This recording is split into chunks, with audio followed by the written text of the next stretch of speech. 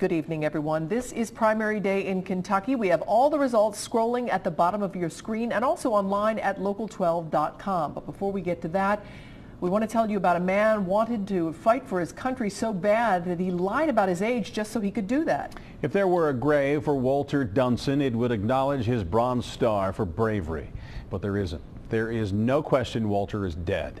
The question is, where is his body? Local 12's Deb Dixon tells us why that question is haunting a detective, as well as Walter's grandson.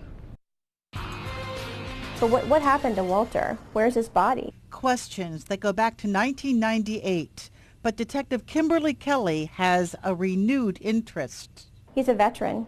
He was in World War I. It'd be nice to know where he's at, to properly bury him. Detective Kelley got out the missing person file on Walter Dunson after a Missouri woman researching family history thought Cincinnati's Walter Dunson might be a relative. He is not. But in the file, the detective found evidence of a disturbing mystery that goes back to June 5th, 1998. Walter's son reported his 98-year-old father missing. Gary Adams says he took Walter Dunson to Findlay Market and he walked away, vanished. Adams told police his father moved in with him 20 years earlier. After Walter disappeared, missing person flyers with this sketch went up around Findlay Market.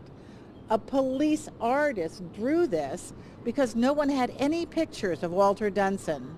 Well, I think it is extremely odd that the family would not have a picture. Here's a photo in a church bulletin. Now there's something to show neighbors, none of whom recall seeing Walter Dunson. I've been in every room in that house. I've never seen Walter Dunson. Never. Never seen my grandfather anywhere in that house. Brian Bias is Gary Adams' son. He lived with Gary, his stepmom, and stepbrothers in this Kennedy Heights home for a while in 1988, a decade before Walter was reported missing. So I think he died before I even was living in that house, you know. I think he was gone a long time before that. Here's what we do know about Walter Dunson. He started collecting a pension check from a now defunct foundry on Coleraine Avenue in 1970. Walter was alive in 1980 because Gary Adams took him to the ER at university, but got tired of waiting and left. Walter disappeared 4 days after Social Security sent a letter announcing a routine welfare check on Walter. Gary Adams admits cashing his father's pension and Social Security checks for him, but he says he was alive. The story didn't add up to Social Security, and Adams went to prison for 24 months for cashing those checks. I like to see my father, you know, tell somebody before he dies of what happened to my grandfather.